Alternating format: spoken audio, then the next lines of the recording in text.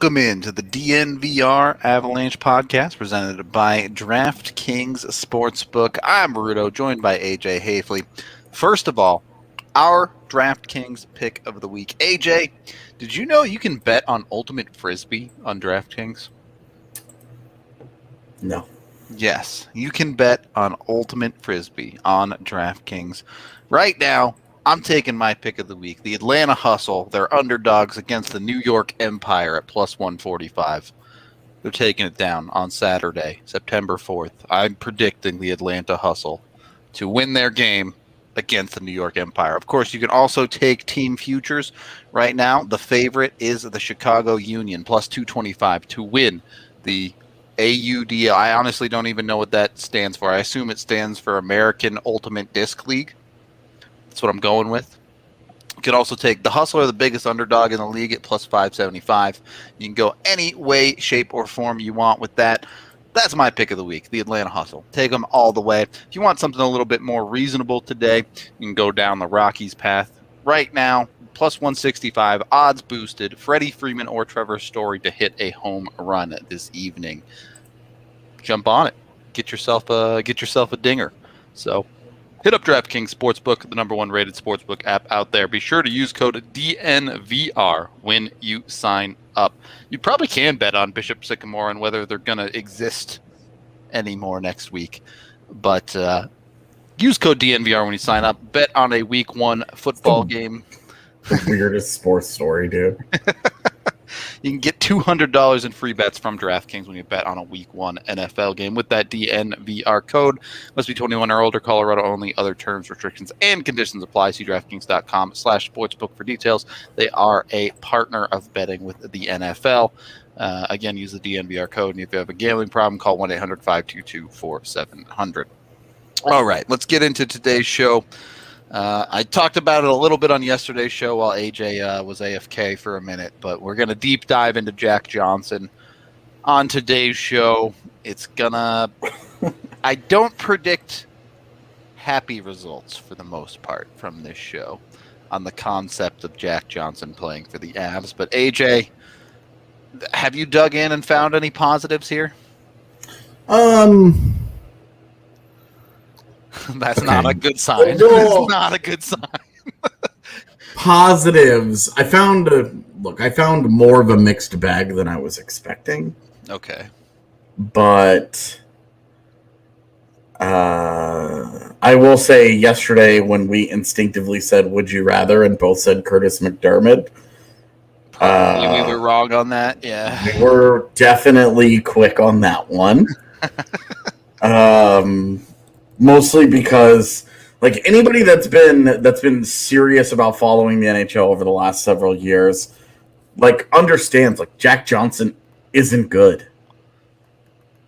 And I think that's probably where... Yeah. That's a great donation. Bishop Sycamore is about as real as our yacht at this point, so thank you for the donation, JT. Yeah, that's the weirdest sports story. No, I found more of a mixed bag than I was expecting. Before we start to really dive into this, we have a lot of comments throwing a lot of Jello at the wall right now. So I'll just do this quickly, in the order that I remember them. Tyler Bozak is bad. Mark Jankowski is bad. Bo Byram gaining 10 pounds isn't really noteworthy. Most everybody gains 10 pounds over the summer. Especially and then when they're 20 and they're filling out. Well, and then the season starts, and they're playing games every other day, and then it eventually over time it comes off. It's almost never notable. Everybody remembers the second year when McKinnon bulked up a whole bunch, and he came in looking like the mini Hulk. Yeah. And by mid-season, that was not a thing anymore. Yeah, all of it was gone, and it was just like, okay. Training camp and preseason is the time where I added 8 pounds of muscle or whatever over the summer. That's where all of those things come in. I'll never forget altitude. Like Kyle Keefe had a full with Sammy G. Yeah. No, had several years ago had a full feature where Kyle Keefe went to the grocery store with TJ Gagliardi, and they went through his all of his diet changes and all these things that he was doing, and none of it mattered. It just didn't matter. Yeah, but then it wasn't all chickpea pasta. So Byram gaining weight and adding 10 pounds, great. If they stick and he ends up, they hang around and now he's just 10 pounds heavier all the time, great. That's great. He's of the age where he should be continuing to add weight. So that's a good thing. We'll see. Shout out our man Evan Rowell in the chat right now. Yeah, down at Family Sports Center, where I guess you'd call them captain's practices at this point. And no more Lollipop Park. Yeah, no more Lollipop Park. Just hockey now. But some Avs are back on the ice in early September. And some players from random other teams apparently. Yeah, right. But they need ice to skate on, I guess. But yeah. So anyway. But yeah, to get back on the topic, Jack Johnson on a PTO. We should start there. It's a PTO. That means at any time the Avs can decide to sign him to a real NHL contract, or they can decide to cut him. Nothing is set in stone. Yeah. After spending the day thinking about it and kind of dissecting a lot of it and trying not to be mad about it, I think if he's healthy, I'm fully expecting him to get a contract. Yeah. And I think that the PTO is he healthy? Is he healthy and can he move? I'm not as confident in it's just strictly being health. I think we've seen the Avs use these PTOs over the last handful of years. I know we talked about it a little bit on yesterday's show. People like Jared Cowan, and you can even go as far back as like Curtis Glencross. Yeah, and Glencross was at the end of his career. Cowan, again, injuries. Was he healthy? And Cowan, if you asked him, he was like, "Oh yeah, my hip is great. This is the best it's felt in years." And I had all the knee injuries and stuff that led to me overcompensating, and I screwed up my hips, and now my hip feels great. So I'm back to where I should be, and he just couldn't skate anymore. Yeah. Like he was healthy finally, but he couldn't skate. So we'll see.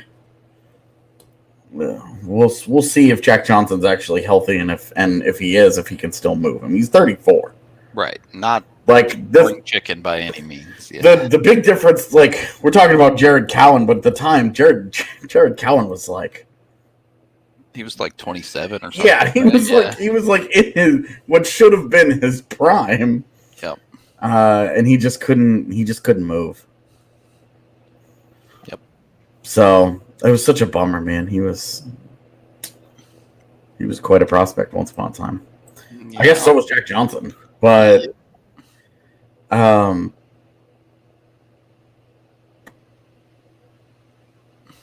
yeah, I don't know how PTOs come about, honestly. That would be a mix of both, right? Like, yeah, like I'm sure like somebody made the call at some point, and I can't. There was like interest, and it's like, oh yeah. The only one I know for sure is Glenn Cross's agent came to the Avs and said, "Hey, give my guy a chance here to prove that he can still play in the NHL." He could not. No, he couldn't. But as far as Cowan and Johnson, I'm not honestly sure how that conclusion came to be. But well, and like you remember Yuri Talusti a few years ago, like the PTO that we all forget. Oh yeah, I totally forgot about that actually. did not pass his physical. They cut That's him. why you forget about it. Yeah. He never took the ice with any abs gear on because he didn't pass his physical coming into camp. They had the physicals days. That we had media day, which was their day to go and do all the physicals testing. Yep. And then the first day of camp, he wasn't on the ice. We asked Bednar about it, and he said he didn't pass his physical. So that's that. The end of that. Yep. And so Yuri Talusti was gone. So with Johnson, I think it's a test of health more than anything else. But what we're going to get into today is... I'm assuming a lot of this podcast is acting under the assumption that he ends up signed by the Avs. It is, just because, I mean, this is a total waste of time if he's not. Right. And if they end up not signing him, it's even after poking around and trying to look for something to be like, well, this isn't so bad. You're digging real deep to find those things. Yeah. Yeah. So it's someone didn't pass their physical last year. I forget who it was, but I remember someone not. Well, you remember last year, EJ got COVID. Yeah, I remember that, but that during like camp. Yep. And then it was 8 dudes end up quarantined, and it's like, it was like, what the? Little did we know. That was only the beginning. Jamie wants to throw it out that Jack Johnson's a PK guy. Yeah, pump the brakes on that. Pump the brakes on that one. We're gonna get into it because I also was like, maybe you can play the PK. Well, physically, I'm sure he can stand there. We'll see. We'll get in. That's what we'll get into on the show. Yeah, no doubt about it. We've spent 13 minutes just kind of bullshitting about Jack Johnson and the history of Avs goofy PTOs, some of whom they've signed. Yeah. Have they signed any defensive PTOs? I can't think of a defensive PTO that they've signed. Right. It was all forwards. Yeah. The Borks. Mm-hmm. Both of them were PTOs. And Skilly. Wow, Skilly was a PTO. Right. Yes, he was, because I went and talked to him about being a PTO guy and how different that was for him. I mean, Skilly's path is crazy, right? From a first-round pick to a better version of Marc-Andre Cliche, I guess. Skilly? Yeah. I mean, aren't all players better versions of Marc-Andre Cliche? Mostly, yeah. Mostly, but I hope he doesn't watch the show. Sure, he's a great guy. But he was very nice to me the 2 or 3 times I talked to him. There you go. So, but honestly, if you're a fourth line guy, you're not allowed to be a dick. True. You definitely got to be a fan favorite when you're down in the bottom 6. That's definitely true. You're not allowed to be an asshole if you're a fringe NHL player. There's just a rule. You just can't do it. All right. Well, we'll get into Jack Johnson in just a second. First of all, we are brought to you all by Breckenridge Brewery, the official beer of DNVR. You can get it down at the DNVR bar. Got myself a Strawberry Sky right here. Highly recommend. Not very alcoholic, but absolutely delicious if you want something light. Of course, they have dozens of other choices as well. Pretty much everything under the sun, from hazy IPAs to Pilsners to lagers to I don't know beer names. I'm not a beer snob. I just drink whatever is put in front of me, to be honest with you. And Breckenridge Brewery is great when it's in front of me. Yeah. So. Who knew that a hockey podcast could be such an awful beer sponsor? Between 2 people that don't know anything at all about it, and one of us who just doesn't drink it at all. Yeah, it doesn't work out great sometimes. But luckily, Breck Brew also makes a hard seltzer. So check out the Good Company hard seltzer as well. I know AJ and his girl absolutely love the hard seltzers, so at least they got you covered there. Some way to make it work. And use the Breck Beer Locator online to find it at a local liquor store near you. And after that, hit up Strava Craft Coffee as well. Another thing we have down at the bar. You can get the cold brew there. Or you can go online and get 25% off when you use code DNVR25. Then That's a great deal for the first purchase. After that, you still get 20% off every single order if you sign up for their subscription service. So they got you covered. Great deals. CBD coffee is awesome. Helps with aches, pains, migraines. I hate migraines, and it really helps me with mine. So if you ever have the opportunity to try it, help with a migraine, maybe it'll help you as well. After all that, go ahead and sign yourself up for a DNVR annual membership. That way you get big beers at the bar. You get a free shirt with the annual membership as well. You get a whole bunch of other stuff as well. Obviously, access to our content, access to the DNVR Lounge, all sorts of other awesome stuff as well. So check us out. Give us a little bit of support. Super chats aren't your thing. Signing up for a DNVR membership might be right for you. I know AJ was working on a piece yesterday. We'll see if he wants to finish it before he comes back to Colorado. But it's gonna be a long drive back for you, AJ. So, it's not that long. It's pretty long. It's what, 20 hours? But depending on how I go, 16 to 18. But I am going to Kansas for my grandfather's funeral first. Well, so it's 16 hours to where I'm going in Kansas, and then 5 hours home to Denver. Gotcha. But different drives. For sure. 2 different trips on that one, for sure. Yeah.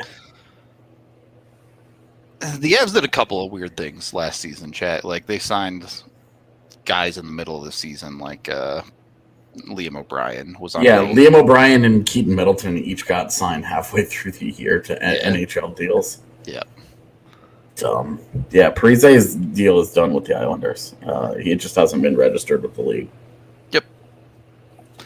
All right, second period of the DNVR Avalanche podcast. Fam, just to be clear, my grandfather died a year ago. That's just COVID. He was 93 and a super awesome dude. You told me you both have a hole-in-one on the same course? Yep, same hole. Same hole, even. Jeez. Yeah. All right.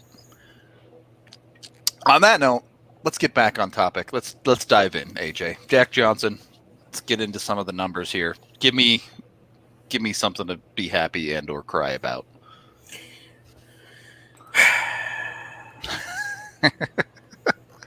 Where should we start? Let's start with just the overview. The war? Yeah. So that's bad. Yeah, not great. But remember when you look at these, that these are across 3 years. And if you look at last year, his defense was actually pretty passable. The offense is always bad. Okay? Let me just stress this because I did not even bother with offensive graphics for Jack Johnson. The offense is always bad. All right? Yeah. It's just varying degrees of bad. Okay?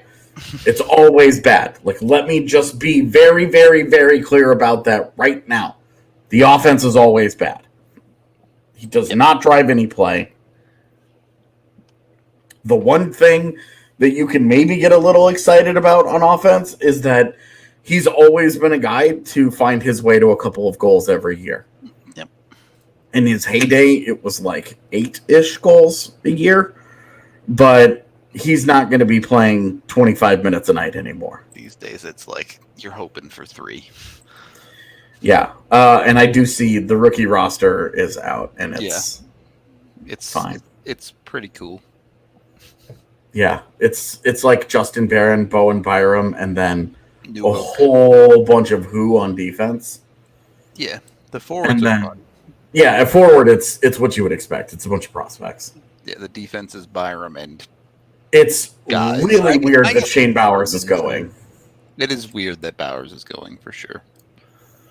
That's super not a good sign. No, it is not. To be fair, they're also sending Wingerly, which I get it is his first year. And yeah, I would definitely do that. I would send him. So, anyway, getting back to Jack Johnson, if you just look at last year, there's reason for optimism here because defensively, especially, if you look at where his WAR was, the percentage just on defense has him right about 50. That makes him. Won't kill you. Yeah. That makes him right in the area of a league average defender. Yep. Okay, and like that's the upside. That's the only upside. If we get into his 5v5 with the Rangers last year, the 5v5 defense with and without him, you'll start to see with him -3%. Hey, that's encouraging. Not going to hurt you. Yeah. Right. Only 192 minutes though, so I will stress the 192 minutes part. Yep. Not a lot of ice time there. And then if you go without Jack Johnson, it's not very good. It's not drastically different, but it's not very good.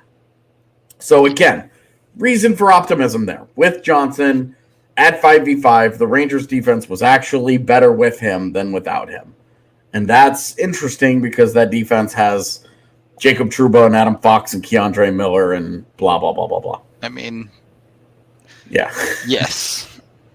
You also look at his quality of comp from the original war, and I know there's only so much you can do with these statistics, but his quality of comp was like basically the lowest it can possibly be. Right. Basically, we're just putting you out there against the weakest competition possible. Yep. So that we can try to get by and not get burned. Yeah. Exactly. The one thing that I will say, though, is that he still started in the D zone the majority of the time. Sure. It was not a steep majority. It was only 51.8%.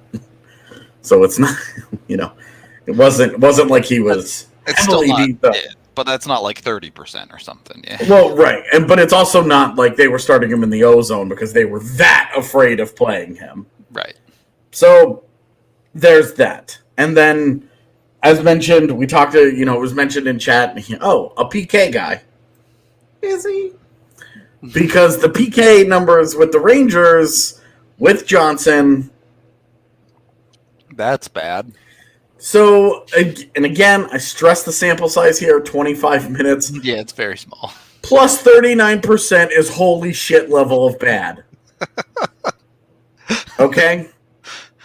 Tell me it's better without him, at least. Or is New York's PK just that much of a disaster? Without him, okay, pretty good. It's actually good without him. That's very concerning. So that's problematic. So this is where, if you just look at last year, where he only played 13 games, 5v5, a decent defender, but you don't want to play him on the PK. Yep. And as Brad Francis mentions here, this is an important note. I did not add this to the conversation, but that plus 39%, by the way, if you go and you look, Curtis McDermott's 5v5 LA with Curtis McDermott on the ice last year was at plus 57%. Just anecdotally, it's the highest number I've ever seen on any of these charts. Traded a fourth-round pick for him, by the way. Curtis McDermott is awful. So Jamie, confirmed not a PK guy? Hold on, because this is going to get weird. Yeah. The 13 games last year with the Rangers can't be considered super indicative of anything. It's just 13 games. Yep. So I went back a further year. Not significant. I went back to his Pittsburgh year. Okay, now this is gonna get this is gonna a little flipsies here because Jack Johnson in Pittsburgh at 5v5 with him, not great. Plus 3. Not giant atrocious. Red circle of death right in the front. Not atrocious. They're not going to kill you. Like plus 3% is not like, oh my god, this guy is horrific, but it's not good. Okay, and then without him, not a great Pittsburgh defense. Oh, produced some pretty good goddamn results. So Jack Johnson was very bad compared to that defense. Yeah, not great. But further complicating things, if you go and you look at the PK with Jack Johnson when he was in Pittsburgh, pretty good numbers. Really good, yeah. And then without him, I honestly don't remember what it was because I just remember the -5%. Oh, it's like really good without him. It's like way better without him. So -19%. way better without him, but even with him, still It's good. passable, yeah. Boy, those are so not encouraging, though. None of those. So, when you asked me, AJ, were there any positives? It's like, kinda. If you play him against fourth liners, he might be passable. Is where I'm at with this. So this gets to if he is given a contract and if he is inserted into the lineup, because I'm of the opinion under no circumstances should he be in their top 6 if everybody is healthy. Their top 6 is actually pretty solid if they're healthy. Byram, Murray, Eric Johnson with your big 3. That's a pretty good top 6. See, racist fan, I think the problem is on his best day, Jack Johnson is just a guy. Yeah. You're hoping he's just a guy and that he doesn't crush you. Right. Yeah, the contract would be league minimum. It would be $1 million. The Avs don't have the kind of cap room for them to go play. Whatever they gave him would be 95, if not 100% variable if they needed to. Yeah. So you just see the thing with Cody Ceci though is that Cody Ceci had always been overused. He was actually good when you used him correctly. Yeah, and there was reason for optimism when given a lesser role. Yep. Jack Johnson, and that's where I guess you're talking yourself into this right now because you look at how the Rangers used him in a really limited role. Yep. And let me actually see. His TOI was literally like 12 minutes a game, 13 minutes a game. Yeah, so in 34 games he averaged 1658 for the Rangers. Okay. So that's a little higher than I thought. But it was just 13 games. Right. But that's well below for his career, he's averaging 22 minutes. Yep. His career, 6 years in LA and 7 years in Columbus, it was 23 and 22. His 149 games in Pittsburgh, he averaged 19. So he's on the decline in time of ice. Teams have figured this out. I'd imagine that number would only go down if he does end up playing significant time for the Avs. If he's playing for the Avs, I think that 17 minutes is probably right where he ends up. And look, he's gonna play on the PK. Like, if he ends up in the lineup for the Avs, he's playing on the PK. If you play in a bottom pairing role, you pretty much have to PK. That's just how it is in the NHL. It's really, really, really hard to not be on special teams and survive in a third pairing role as a defenseman. Now, the other thing that will be, he doesn't have the size that the size police love, but he's always been a guy that racks up a lot of hits and a lot of blocked shots. Yep. So even as his ice time dropped, I mean, his last 2 full seasons that he played in Pittsburgh, despite averaging less than 20 minutes, he had 233 hits and 183 hits. I mean, that's a shitload of hit. It's not like he's small either. He's only 6'1", but he's 225, something like that. Yeah, he's 6'1" and he's listed at 227. But it's also like Byram is 6'1", and while he's not 227, he was 200 pounds when he got into camp last year. So we'll see. But My point is that it's just a different play style. Yeah, he's not concerns about his skating ability in the Avs systems. Well, and this is why I would want to see. It's not just health, but it's how much did the recent injuries take away from his ability to take away from his mobility. Yeah, because if he can't get around the ice, man, he can't play. Like we saw it with Graves and Nemeth last year that. More than their puck moving problems, they couldn't keep up. Yeah. And you've got to be at some level of fleet of foot to be able to just the way the Avs push the puck, yeah. And you can't have 5 guys that all play one way and then there's just one dude where you're just like, well, he blocks shots and he hits people, so we'll put up with him being a shitty skid. No. You've got an identity. You've got a style that you play. Doing that, putting that guy out there just because he does those things is how he ends up on the wrong end of a season-long goals for, where it's like, he's like what Gerard was in the postseason against Vegas, where it's just deeply negative. And you're just like, the guy gets scored on all the time. Great.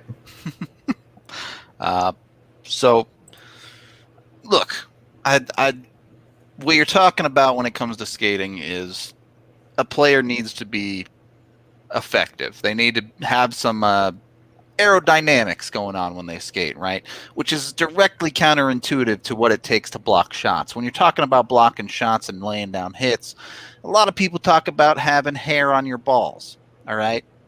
But sometimes maybe what Jack Johnson needs is just to aerodynamic it up a little bit, clean shave it, get it good to go with Manscaped, all right? Manscaped can turn Jack Johnson into a Colorado Avalanche NHLer right there.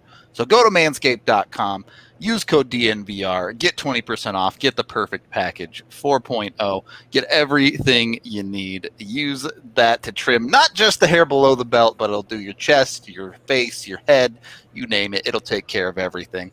They have the toner, they have the deodorant, they have breath mints, they have everything you need to make sure you're looking good, nice and aerodynamic out there on the ice. So get a DNVR code again at manscaped.com. Go get yourself the good stuff. After that, hit up Green Mountain Dental, because the one thing Manscaped doesn't take care of is your teeth. Please don't put the perfect lawnmower on your teeth. Just the thought of that is horrible. Instead, go to Green Mountain Dental Group, get yourself a cleaning, x-ray, and exam to get yourself a free Sonicare toothbrush. Taking care of your teeth, it's never been easier. They're just 15 minutes from Denver, down in Lakewood. So jump on it. Bunch of people have switched and said they love the place. So check out Green Mountain Dental Group today. And after that, why not buy yourself a home? Chevalier Mortgage, Mike and Virginia, both been doing it here in Colorado for a very long time. Mike, a certified financial planner. So they will take care of your entire financial picture. It's not, oh, here's a home loan, don't worry about it, you can afford it. It's, let's find the exact right home loan for you specifically. You can visit them at dnvrmortgage.com and get your chance to not only get a free consultation about a potential mortgage, but a chance to win free DNVR swag as well. Excuse me. You can also call Virginia directly at 303-257-6578. So give these two a call and get your situation sorted out. I know I'm looking to buy a home soon. It's going to be an adventure, so I'm going to have to hit up Chevalier Mortgage. Michael Chevalier, NMLS 1931006. Virginia Chevalier, NMLS 1910631. All right, third period. Not gonna lie, man. I thought that was gonna lead into a if you're trying to jack your Johnson. No. Wolf and I are on the same page here. That's exactly where I thought that was headed. You don't manscape to jack your own Johnson. You manscape to get your Johnson jacked by someone else. All right. Just look good. You need to look good, feel good, and it doesn't play good. Yeah, it doesn't matter. Doesn't matter who's getting it done. I don't think. You should always feel good about what you have going on, my man. True enough. I'm not gonna knock you on that one. But third period of the DNVR Avalanche podcast. Jack Johnson, realistically, I'm not as confident as AJ that he will end up signing with the Avs, but I do think there's a good chance of that. So we need to get into the conversation of what his role is. I know you talked about yesterday. The fear is he drops immediately into the lineup and replaces someone like Bo and Byram. I just don't see that happening. I don't see them skipping over Bo again for a vet. Same. I don't see it either. Knowing how much they want Byram to play, how much they want him to be part of this, I would just be so surprised. But having two really, really, really injury-prone players, sure, in Murray and Eric Johnson, this feels like very much injury protection. Yeah. Yeah, it does, where they're like, we don't want to play Jacob McDonald first guy off the bench. You know, we don't want to play Curtis McDermott on defense. We got him to play forward for us. So it'll be curious to see what he looks like in preseason, and then if he can still move, and if he's still mobile enough to get around, then his fit will be interesting. Yeah. Like who does he play with? I mean, we're talking he has to, just given what we were just looking at, he's got to play on your third pairing. Yeah. He's got to play almost strictly at even strength. Maybe he's on your second PK unit.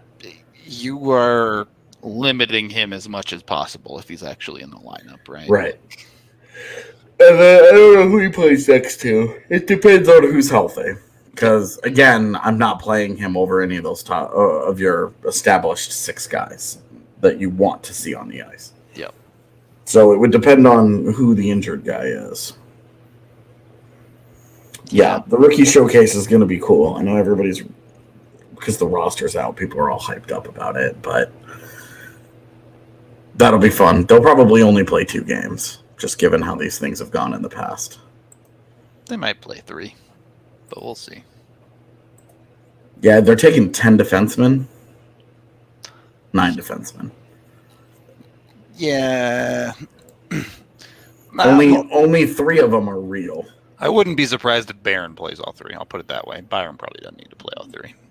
Yeah, I wouldn't be surprised if Byron played 1. Yeah, exactly. And it was like his tune-up, and they were like, I. He's fine. Get him out of there. Yeah. Don't need another Miko situation. Really excited about what they've got going on at forward, though. I mean, Bowers, Newhook, Olausen. Fun, man. Wingerly, Henry, Bocage, Ranta, Mutala, and Foodie. Yeah. It's going to be fun. Some of these guys I've never heard of. We got to look some of these dudes up. Yeah. Matt Boucher and... yes, that's the... yeah. And Terran Pfizer sounds like a... That's a vaccine right there. I was gonna say that's an antibiotic. So, an interesting lineup for sure.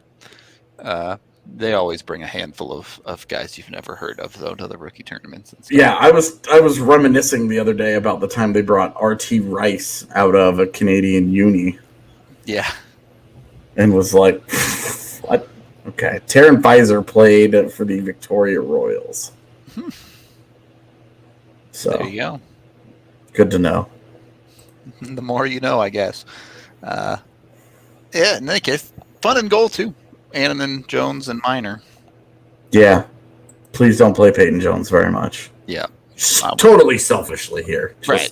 Want to see Annan and Minor from an Avalanche organizational standpoint. Driving down there to see the prospects, not the fill-in. Yep. 100%. Nope. No offense to Peyton Jones. Dude's cool. Great hockey player. Got nothing against him. Doesn't really have a future in the Avalanche organization, let's be honest. Certainly not at the NHL level, anyway. No way. So Rhett Reinhardt, Rudo, the other day you and I were looking for guys that had played in the AAA Junior C League or whatever it was. Yeah, and Rhett Reinhardt he was briefly on loan in the SJHL. Oh, let's go. Playing in the Saskatchewan Junior Hockey League for Flin Flon. Flin Flon. Amazing. The Flin Flon Bombers, 2 games, 1 assist. Look at him. Yes! I am all about it. New favorite player. Is he the first player ever to be on a NHL squad from the SJHL? Who knows? I doubt it. Let's see if they have any drafted prospects. Well, they have a few. They have a few. Look at them. The Melville Millionaires just producing drafted players like crazy. Legends. We've just abandoned ship on Jack Johnson. Like, we said what we had to say. It's fine. Yep. It is what it is. If he's an 8th D, 7th D, he's not going to kill you. Play him lightly, and you'll be all right. Wow, both players this is like, we're going down a weird rabbit hole here, but the Melville Millionaires have had 2 players drafted exactly 147th overall. That's actually amazing. That is an amazing fun fact. How random is that? So, the Slovakian kid played in the Q last year for Shakutami. But before that had been part of the Malmo program in Sweden. Gotcha. Makes sense. Yeah. See, this is just... We don't want to talk about Jack Johnson, so now we're just doing this live on air. Yeah, anything but Jack Johnson. Yeah. It's like, okay, he was a third pairing guy. That's what he should play. Got it. To answer today's question, can he help the Avs? Probably not very much. Probably not as much as he would hurt them if he played. Yeah, I agree. Personally, I'd play Jacob McDonald over him. Yeah, I would play Jacob McDonald. I'll play Rowan McCown. I would play probably Justin Barron. Yeah, actually, yeah, definitely would. I would get into that. I would consider playing Nate Carman before him. There's the Flin Flon Bombers logo for whoever wanted to see it. Yes! I can't really... Is that like the Earth imploding? Dude, I don't... So it's the B in the middle. I get the B, but like... It's getting bombed and it's blowing up. All right, well... This is bad. That's a really bad logo. Where's Blaze? It's not good. Yeah, we need Blaze to tear that one apart. Yeah, from a design perspective, we need Blaze to be like, nope, that's not good. I don't know. Let's see here. The MJHL, is that just the Manitoba Junior Hockey League? It sure is. Yeah. All right. Well, a brief moonlighting there from one of these other guys too. All right. Ryan Hofer. I don't know. Digging deep. Played 22 games with the Everett Silvertips this last year. Not only 22. He's only 19. This is a really interesting.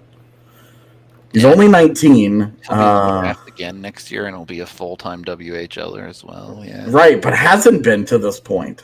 Yeah. He played 8 games in the MJHL, and before that was playing Pursuit of Excellence Prep. In that, whatever that is. Are the Avs the only NHL team that, like... Scouts prep schools? Yeah, that, like, takes prep school scouting seriously? Maybe. I don't even know what to say. Yeah. That's quite adventurous, to say the least. But still excited for the rookie tournament. It should be fun. Yeah, the rookie tournament is always a good time because you get these guys, the Ryan Hofer yep. types, where you're just like, what the hell?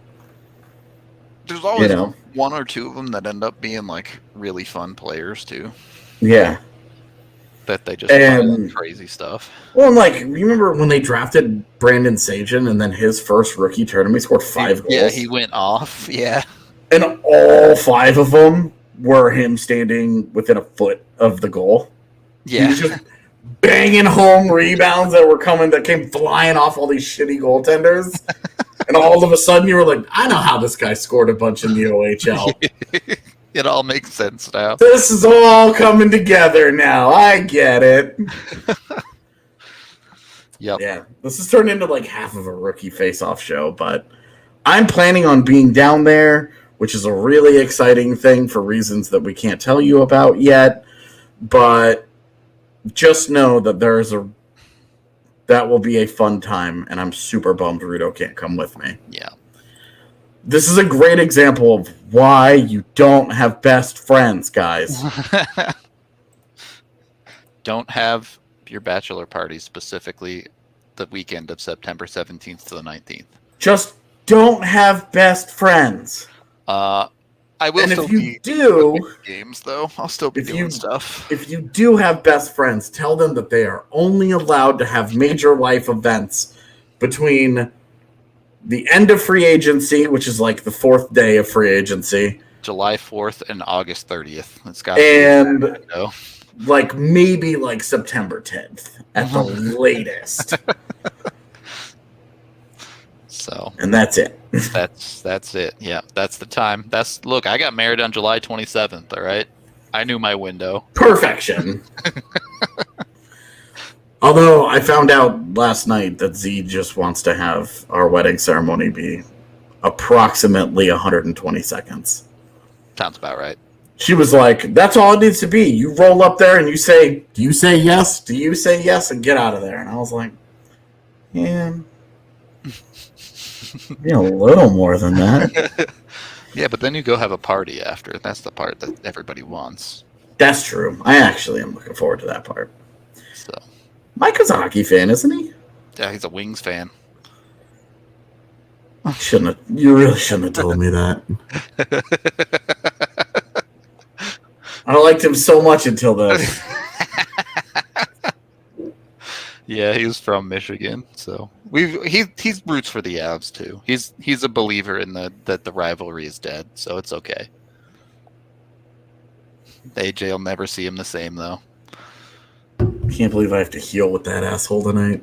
Yeah, I'm just never gonna send him another heal. Gonna be that more salty that he's beating you on the meters, all right? That doesn't bother me at all. I don't care. That does not bother me one bit. All right. Okay. Well, I think we're off the. Hold up. Chat, is the rivalry dead? JT obviously has it right and says the rivalry will never be dead. All right, here we go. But is the rivalry dead? Do you guys take the rivalry seriously? Who's Colorado's biggest rival right now? For me, it's probably Vegas, I guess. See, super recency bias there. I still say it's Minnesota. Minnesota's a fair answer, too. It's certainly not Detroit.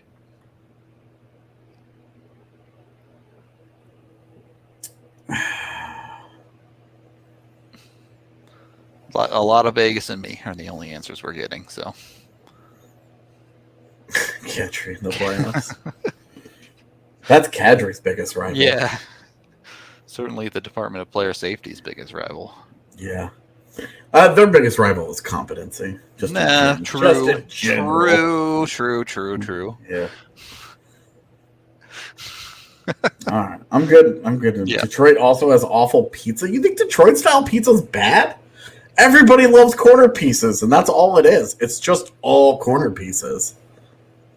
I don't love Detroit-style pizza, but Chicago-style pizza is just lasagna, and you can't tell me otherwise. You and I agree there. Anyway, before we I can't do that. I can't do that red sauce, man. It gives me that heartburn, and that's like all that pizza is. Yeah, it is a lot of red sauce. Very true. But yeah, we're out of here. Thank you for watching, everybody. We appreciate it. However you consume the podcast. We will be back with a show tomorrow. Casserole. It'll be normal time, but we won't technically be live. It'll just be a premiere. It'll be pre-recorded, which is what we're doing as soon as we finish this broadcast. Yep, we're going to record that show because we're busy tomorrow, and then we are off on Monday for Labor Day. So I hope everyone has a wonderful Monday.